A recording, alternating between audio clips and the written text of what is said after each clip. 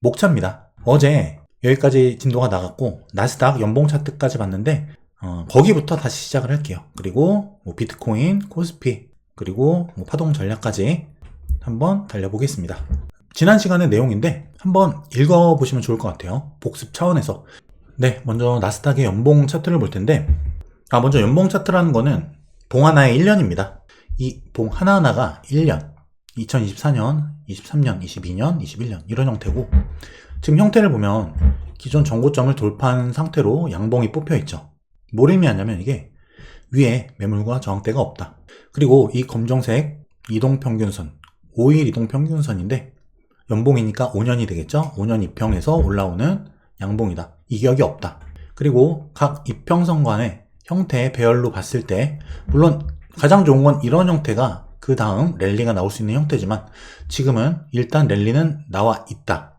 그 과정에서의 상승 추세 구간이다 라고 보면 될 것 같고, 이 형태 자체로만 놓고 봤을 때는 이게 지금 15일 정도 이후에 이게 연봉 마감이 될 텐데 큰 조정이 없다면 아마 비슷한 형태로 마감이 되겠죠.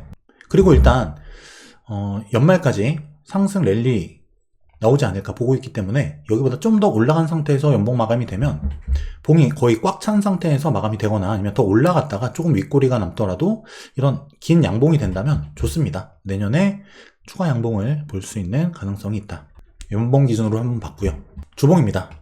크게 보면 2022년 10월 달부터 최저점부터 시작된 하나, 둘, 셋, 넷, 다섯 번째 마지막 파동이 올라가고 있는 구간이다.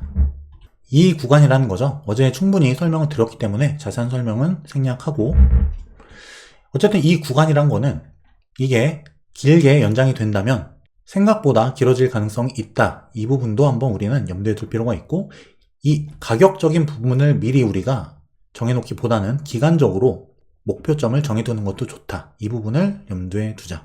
지금은 5파 비교적 초입이다. 사실 두 가지 경우의 수인데 4파가 여기서 끝났느냐 혹은 여기서 끝났느냐, 두 가지 경우의 수예요. 여기서 끝났다면 이렇게 올라가는 형태, 그게 아니라 여기서부터 5파가 시작이라면 이렇게 올라가는 형태가 되겠고요. 여기서 종결이 됐다고 일단 보고 이렇게 중파동 3파가 올라가는 구간이다. 일단 추가적으로 연말까지는 올라갈 수 있는 가능성. 큰 조정은 이게 3파 연장인데 지금 이게 위에서 4파 조정이 나오겠죠. 한번 그 구간이 그래도 한 요런 형태의, 요거보다는 가격 조정은 덜하지만 기간적으로는 좀 길어지는 그런 형태 조정이 한번 위에서 나오지 않을까 보고 있고, 시기를 지정할 수는 없지만 흐름을 보고 파악하면 된다. 나스닥 흐름을 일봉으로 볼게요. 8월달 저점이 나오고 나서 자 이런 형태인데, 물론 상승이 있더라도 이런 조정들이 계속 있죠. 근데 이런 조정들이 하락으로 가는 조정이 아니란 말이에요. 상승 중에 당연한 흐름적인 조정이다. 이런 조정이 나올지라도 일단 2025년 즉 12월 말까지는 그래도 한번 좀 랠리가 나올 수 있지 않을까, 적어도 지금보단 위에 있지 않을까 보고 있습니다. 그리고 많은 분들이 궁금해하시는 엔비디아를 볼게요. 1, 2, 3, 4 마찬가지로 5파동이 올라가는 과정이고요. 현재는 5파 상승의 초입이다. 추가 상승 여력이 있다는 거예요. 세밀하게 보면은 지금 최근에 그래도 152달러까지 올라갔는데 좀 많이 빠졌죠. 그러면 이게 엔비디아가 어떻게 될 것이냐, 일단 제가 보고 있는 구간은 현재 여기 132달러가 맥점이다. 그리고 두 가지 경우의 수를 보고 있습니다. 현재 여기서 그냥 바로 올라가는 것과 120달러 인근까지 떨어졌다가 올라가는 것, 이 두 가지 경우의 수를 현재 일단 보고 있다. 왜 하락 시나리오가 없냐면 일단은 현재 그 증시나 자산시장 자체가 상승이기 때문에 다른 부분을 배제를 한 거예요. 그래서 일단 여기서 첫 번째 바로 나갈 가능성, 떨어졌다가 120달러 부근에서 나갈 가능성, 두 가지를 보고 있다. 어쨌든 엔비디아 또한 5파 상승 초입이기 때문에 지속 상승을 일단은 보고 있다. 그리고 제가 기술적 분석 뭐 유튜브나 이렇게 할 때 대략 툭툭 이렇게 던지는데요. 뭐 이런 식으로 러프하게 뭐 이런 형태, 지금 5파고 12월 말까지 그냥 쭉 나갈 것 같고 이런 식으로 그냥 툭툭 던지는데, 실제적으로는 제가 기술적 분석을 할 때 거지저축파이 캠피신보 10가지인데 10가지의 분석 도구를 사용합니다. 여기서 가능성이 높은 구간에서 베팅을 하는 거예요. 실제 TLT 채권 ETF, 이건 제가 유튜브에서도 한번 말씀드렸는데 이 구간 제가 최저점 가능성 말씀을 드렸었죠. 그 얘기는 국채금리가 최고점이다. 그 얘기랑 똑같은 거예요. 국채금리와 반대로 움직이기 때문에 채권 ETF는 그 근거가 제겁니다. 첫 번째, 거래량을 볼게요. 최저점에서 거래량이 보통 이 정도 수준, 자, 이 정도가 평균 거래량이에요. 근데 여기서 급증을 합니다. 여기죠. 여기가 어디냐? 최저점입니다.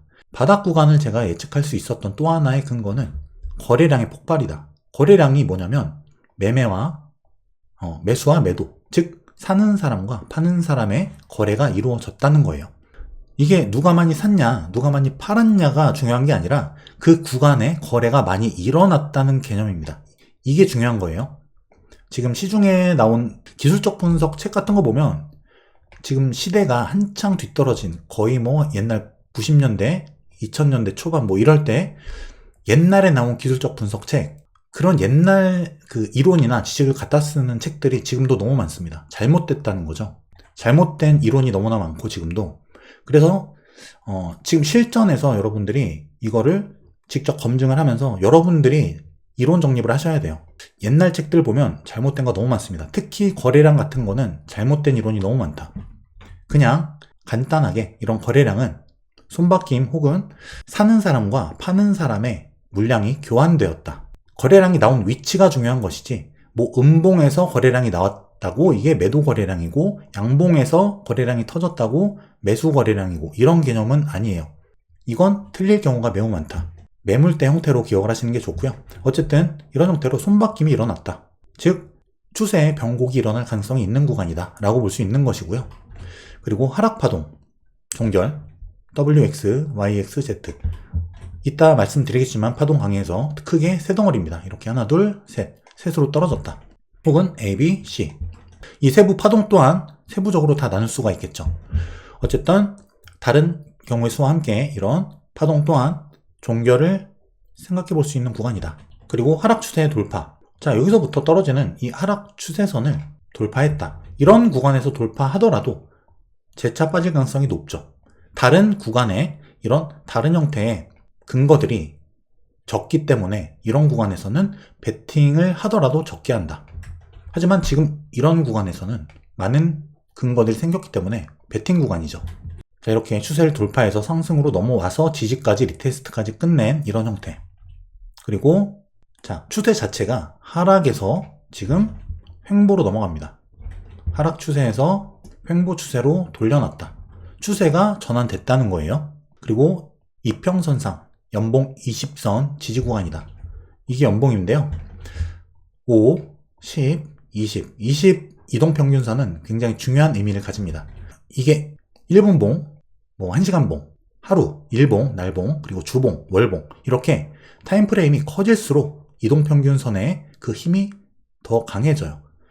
1분봉에서의 21선의 지지 혹은 저항으로서의 역할과 1년 이평선, 12개월 이평선에서 20년 이평선의 역할, 뭐가 지지가 더 셀까요? 당연히 연봉이죠. 이거는 쉽게 이탈하기 어렵다. 한 번에 이탈하기 어렵다. 이 구간에 걸리는 자리였다. 그리고 현재 역회된 숄더 형태 캔들 패턴으로 봤을 때 이걸 보여줄 수 있고요. 이거는 이따 말씀드리겠지만 역회된 숄더라는 거는 이거예요. 이걸 거꾸로 하면 1, 2, 3, 4, 5 1, 2, 3, 4, 5 파동이 나갈 때 이 모양이 역회된 숄더입니다. 하락 파동이 상승 파동으로 전환될 때 자연스럽게 나오는 파동의 형태, 캔들 패턴 형태이다. 1, 2, 1, 2 혹은 1, 2 좀 더 빠지더라도 1, 2 그 이후에 3파가 나갈 수 있는 그런 형태. 이건 하나의 시나리오고, 아니면 5파 상승 후에 3파 ABC 후 재차 빠지는 이런 형태도 있지만, 그럼 과연 채권 금리 매크로적인 부분을 이어서 봤을 때 채권 금리가 지금 떨어진 거죠. 채권 금리가 상승했다, 떨어졌다. ETF가 빠졌다는 건 채권 금리가 올랐다는 건데, 그럼 자, 여기서 이게 계속 빠진다면, 이 저점 뚫고 내려가면 채권 금리가 다시 올라갈 것이냐를 볼 수 있는 거죠. 올라갈까요? 금리가 지금? 금리 인하기죠. 이럴 가능성은 거의 없다. 그렇다면 상승 관점으로 보되 상승 파동 형태로 이거를 분석하는 게 맞는 판단이다. 그리고 추세적으로 봤을 때 또한 이런 형태, 하락 추세가 상승 추세로 변환되었다. 이런 형태로 올라갈 가능성이 있다. 추세의 변곡이라는 거죠. 여기가 전반적으로. 그리고 적정 조정 비율 충족. 피보나치와 관련된 이야기인데 이렇게 내려오는 그 과정 자체가 적정 비율을 충족해 있다. 멈출 만한 데서 멈췄다는 거예요. 그리고 상승 다이버전스 보조지표인데 RSI 그리고 주가. 다이버전스라는 거는 주가의 저점이 낮아지면서 보조지표의 저점은 올라가는, 즉 주가는 낮아지는데 하락 힘, 하락 추세는 적어지는, 즉 하락의 원동력은 줄어드는, 상승으로 전환될 가능성은 있는데 주가는 하락하는 이런 형태라는 거죠. 즉 다음에는 상승할 가능성이 높아지는 구간이다. 이렇게 볼 수 있는 것. 그리고 무엇보다 심리도 굉장히 중요한데요. 포기와 공포, 그 대중심리, 이 구간이 전반적으로 그랬어요. 심리가 좋지 않았던 구간. 자, 이렇게 여러 가지 형태에 근거해서 주가 바닥을 잡아낼 수 있었다. 오늘 있을 파동 강의 또한 이 중에 하나란 말이에요. 이 많은 근거, 가능성 중에서 파동은 한 가지에 불과하다. 즉 파동만 가지고, 제가 파동 강의를 하기 때문에 말씀을 드리는 거예요. 그것만 가지고 시장을 분석하려 든다면 위험해질 수 있다는 거예요. 파동으로 분석이 안 되는 구간은 반드시 오고 파동으로 잘 나가더라도 한순간에 무너질 수 있다. 그래서 여러 가지 무기가 필요하다는 겁니다. 어쨌든 이렇게 툭툭 던지는 분석도 그냥 제가 간단하게 하는 게 아니라 항상 이렇게 하는 건 아니지만, 그리고 이런 가능성이 다 모이는 구간이 이런 때예요. 근데 이 중에 뭐 일부 몇 가지만 해당이 될 수도 있겠죠. 어떤 건 아예 분석 자체가 안 될 수도 있고 애매한 구간도 있을 수 있고, 그래서 여러 가지를 통해서 가능성을 높이는 게 중요하다. 그리고 코스피 이야기를 좀 해보겠습니다.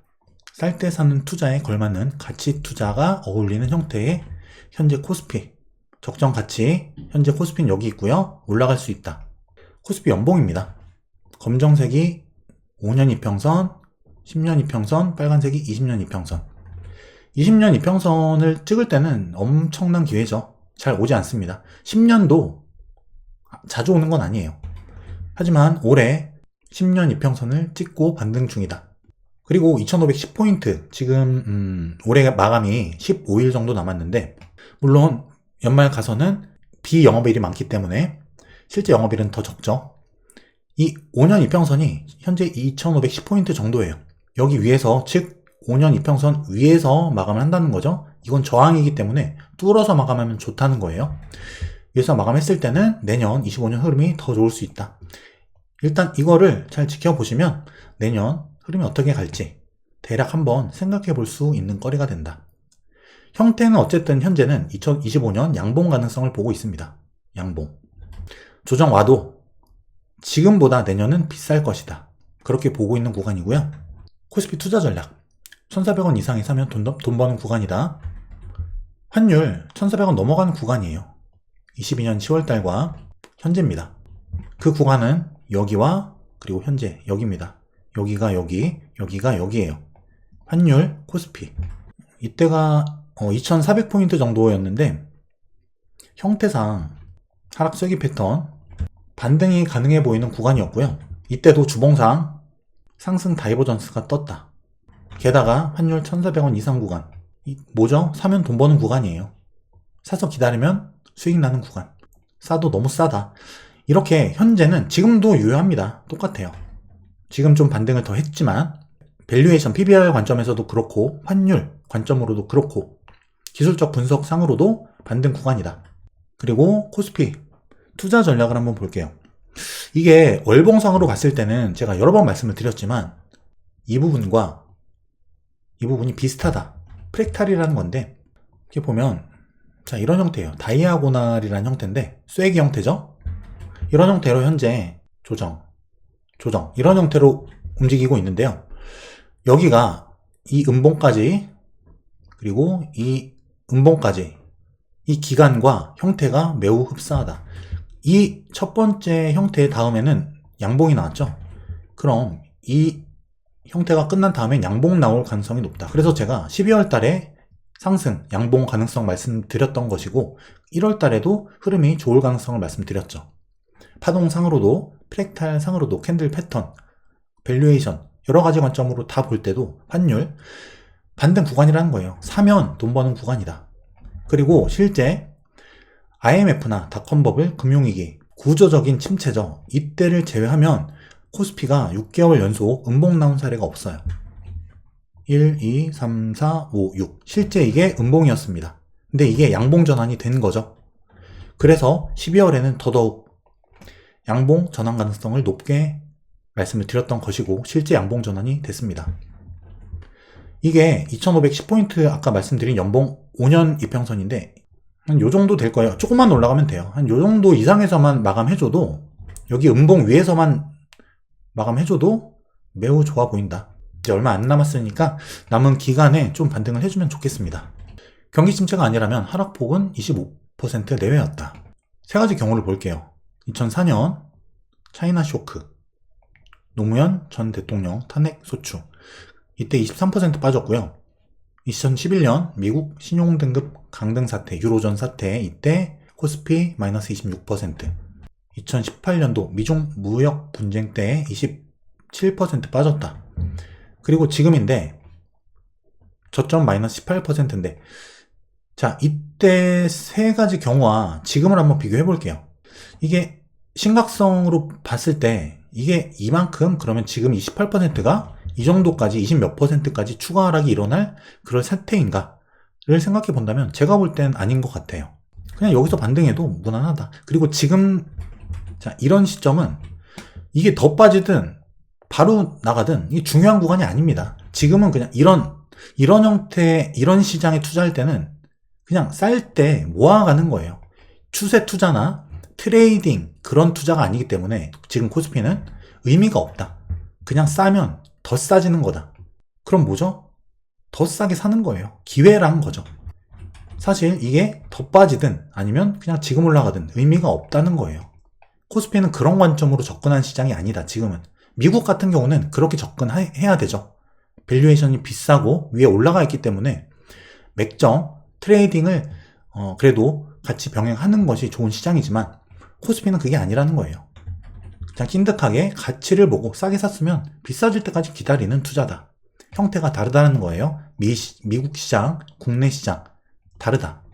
PBR 밴드 0.8배인데 0.8 아마 0.83, 84 그 정도까지 아마 떨어졌을 거예요. 비슷하다. 코로나 팬데믹 제외하면 여기를 깬 적이 거의 없다. 그리고 이런 구간은 짧다.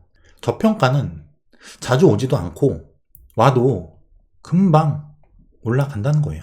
네, 그래서 이 밸류에이션으로 본다면 여기가 0.9배, 0.8배, 한 배인데 0.9까지 올라가면 2750입니다. 한 배까지 올라가면 3000 정도까지는 가능하다는 거예요.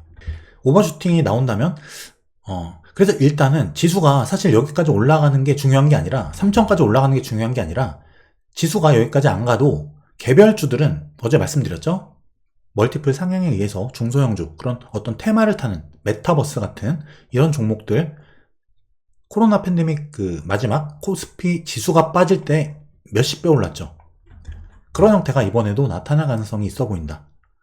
즉 현재 테마는 소프트 AI인데 그런 형태의 국내 중소형주라던가 그런 실적 뒷받침이 안 돼도 그냥 이렇게 가버릴 가능성이 있다. 하이리스크 하이리턴이라는 거예요. 이런 것들은 메타버스 수십 배 오르고 거의 다 빠졌다. 저점 깬 종목도 있다. 이럴 때 산 분들은 그냥 지금 없어진 겁니다. 돈이 아예 없다. 이런 특성을 기억할 필요가 있고요. 이번엔 비트코인 이야기를 해보겠습니다. 일단 기회의 한가운데라고 제가 표현을 했는데 일단 비트코인이 많이 오르긴 올랐죠. 자, 비트코인이 여기부터 올랐어요. 굉장히 많이 올라왔는데 제가 여전히 기회 한가운데라고 말씀드린 이유는 자, 지난 반감기 사이클 상승률을 볼게요. 첫 번째 2012년 9800%가 오릅니다. 2016년 두 번째 반감기 3000% 상승, 세 번째 반감기 750% 상승. 현재는 반감기 후에 65% 올랐다는 거예요. 물론 그 전에도 반감기 시작 전에 많이 오르고 시작을 했다.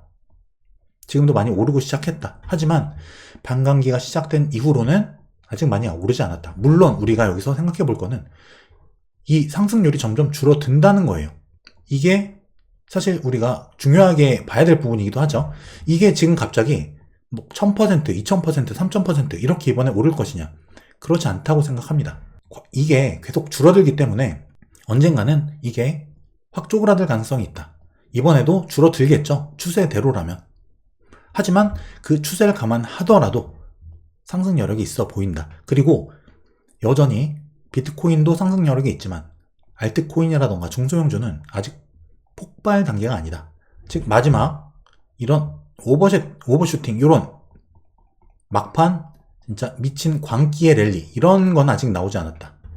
그렇기 때문에 이런 오버슈팅 구간의 기회가 남아 있다는 부분은 우리가 생각해 볼 필요는 있는데 다만 위험하기 때문에 그런 장세에서 사실 돈을 버는 사람이 많이 없어요. 어제도 말씀드렸지만 비트코인으로 돈 번 사람 95%가 잃고 한 97%가 잃고 3% 중에서 한 2% 본전 1% 돈 벌고 이런 형태로 제가 생각을 하고 있는데 어쨌든 광기의 랠리에서 빠져나오지 못했기 때문이에요. 그거는 팔 때 팔아야 됩니다. 그게 2025년이 될 가능성이 높고 자 비트코인 같은 경우에 반감기 후 1년에서 1년 반 상승장이 종료되었다. 어제도 말씀드렸죠. 우리가 일단 이 부분을 감안한다면 첫 번째 반감기 1년, 반감기 후 상승장 종료가 고점이 1년 뒤에 나왔다. 두 번째는 1.5년, 세 번째 1.5년. 지금 8개월짜리 한 거예요. 만약에 1년이 지난 후라면 반감기가 올해 4월이었으니까 내년 25년 4월달이 고점이 될 것이다. 1년 반이라면 25년 10월이 고점이 될 것이다. 일단 두 가지는 우리가 생각을 해볼 필요가 있다. 이거는 증시와 같은 흐름으로 갈 가능성이 높기 때문에 증시와 코인 흐름을 같이 볼 필요가 있다라는 거예요. 어쨌든 제가 2025년에 위기와 기회가 공존할 것이라고 말씀드렸는데 이거는 비트코인에서도 나타난다. 전반적 자산 흐름 자체가 그렇게 흘러가고 있다.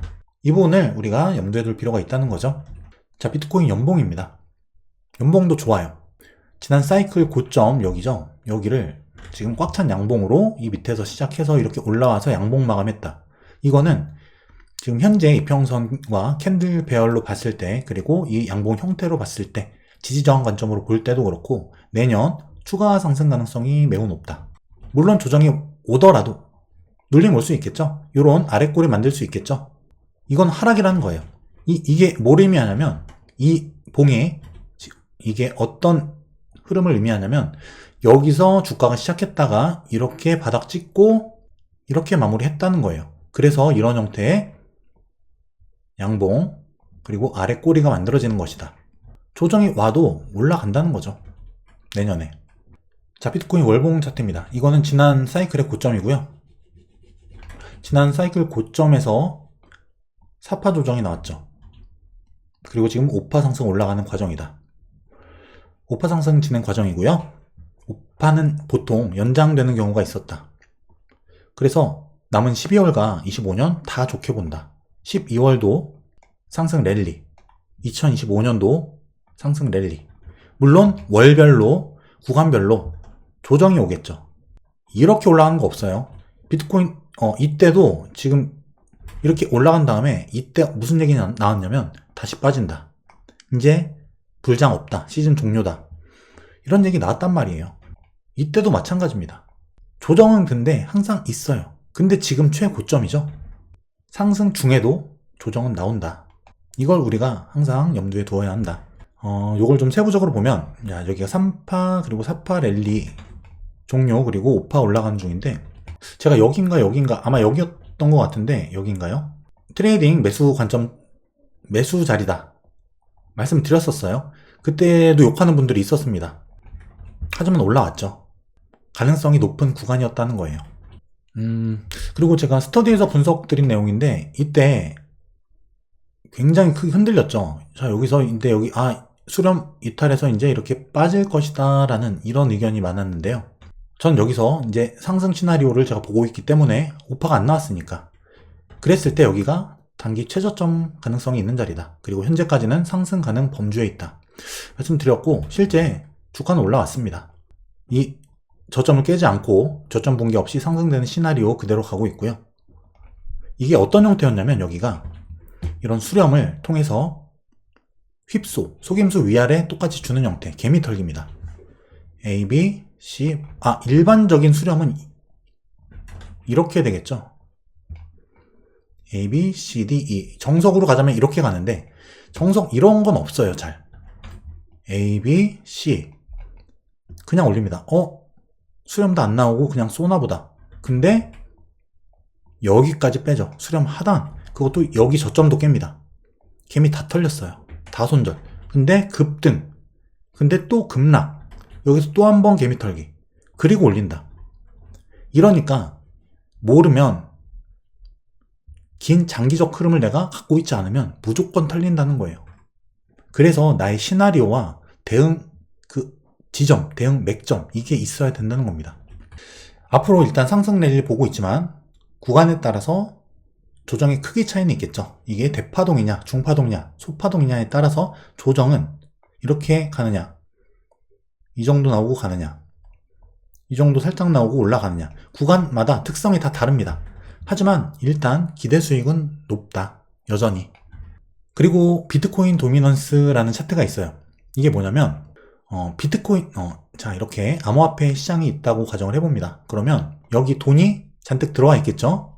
이 돈의 비중에서 비트코인이 얼마를 차지하고 있느냐, 도미넌스, 지배력이죠. 지금 현재 약 56% 정도인데 이 얘기는 뭐냐면 전체 비트코인 시장에서 반절보다 조금 더 많은 이 정도가 현재 비트코인 시총이다. 나머지는 알트코인이다. 즉 이 도미넌스가 올라간다는 얘기는 뭐냐면 비트코인 비중이 알트코인보다 더 많아진다. 이쪽으로 더 늘어난다. 여기서 이렇게. 근데 이게 이 도미넌스 차트가 아래로 빠진다는 거는 비중이 점점 50%, 45% 이렇게 줄어든다. 즉 비트코인이 더 많다가 더 이렇게 줄어든다는 얘기가 되겠죠. 이 얘기는 뭐냐면 비트코인 도미넌스가 올라가면 비트코인은 올라가는데, 즉 시장의 돈이 비트코인으로 몰리기 때문에 비트코인은 올라가는데 알트코인은 하락하거나 횡보할 가능성이 있다. 그래서 이 도미넌스 차트를 같이 보면 언제 비트코인에 투자해야 될지, 언제 알트코인 투자를 해야 될지 이걸 알 수가 있습니다. 그래서 자 실제 이 상승 추세, 이 채널을 그려봤을 때 자 이런 구간이 있었죠. 아랫골이. 이때 알트코인이 급등합니다. 순간적으로 비트코인의 도미넌스가 아래로 빠졌기 때문에 이 돈이 알트 시장으로 흘러 들어갔다. 근데 지금은 뭐죠? 다시 위로 올라와서 위에서 복마감 이후에 반등 가능한 장세. 그리고 비트코인 차트로 봤을 때도 현재 가장 강한 랠리가 나갈 수 있는 구간이기 때문에 12월 말까지 비트코인 도미넌스는 먼저 상승할 가능성이 높다. 그래서 지금 일단 여기 주요한 지지에서 지지 받고 올리는 자리이기 때문에 현재는 비트가 강해질 수 있다. 알트보다. 물론 몇몇 알트는 치고 올라가는 게 있죠. 몇 % 올라가는 거. 근데 전반적인 전체 알트 시장을 말씀드리는 거예요. 도미넌스가 훅 빠지면 알트 그냥 뭐 전부 다 몇십 %씩 막 오릅니다. 근데 비트코인 도미넌스가 올라가면 뭐 한두 개는 몇십 % 쏠 수 있지만 대부분이 뭐 횡보 혹은 뭐 어떤 거는 막 조정 몇십 % 나오거나 혹은 5% 상승 여러 가지 이렇게 섞여 있는 이런 형태가 나올 가능성이 있고, 불장에 가깝게 되면은 자 이렇게 도미넌스가 훅 올랐다가 즉 비트코인이 훅 크게 올라가는 거죠. 그 다음에 이 돈이 비트코인에서 세력이 돈을 빼서 비트코인은 횡보를 주거나 아니면 좀 가격을 빼면서 이 돈으로 알트코인으로 세력이 돈을 넘긴다. 그럼 알트는 그때 펌핑 수백 % 펌핑이 나온다. 이런 형태예요 보통. 그래서 지난 잠시만요. 이때죠. 자 이때 2021년 불장 때도 코로나 팬데믹 이후 불장 이때도 비트코인이 이렇게 올라가고 나서 실제 알트코인들 대부분은 물론 이 과정에서도 펌핑이 크게 나오는 것도 많았지만 올라가고 나서 알트코인 대부분은 올랐지만 이미 올라가서 비트코인이 위에서 자리 잡고 있을 때 이때 훅 올랐다. 그래서 비트코인 관련 투자를 병행하면서 알트코인을 가져가다가 나중에는 알트로 이렇게 비트에서 수익금을 알트로 넘기는 그런 형태 투자는 복리 투자 효과가 있겠죠. 그리고 그거는 말씀드린 이 비트코인 도미넌스 차트를 참고한다면 그 타이밍을 잴 때 좋다. 물론 이것도 차트 분석 관련된 능력이 있어야겠죠. 어쨌든 지지 저항이나 추세나 이탈하는 방향으로 비트나 알트 추세가 강화된다. 지금은 추세를 다시 상승 추세를 올라탔기 때문에 비트가 먼저 갈 가능성이 높다. 지금은 여기서 이 상승의 과정이 지금 올라가는 과정이다. 지금 가는 거예요. 이 12월 이때 25년 이때까지는 이렇게 올라간다고 봅니다.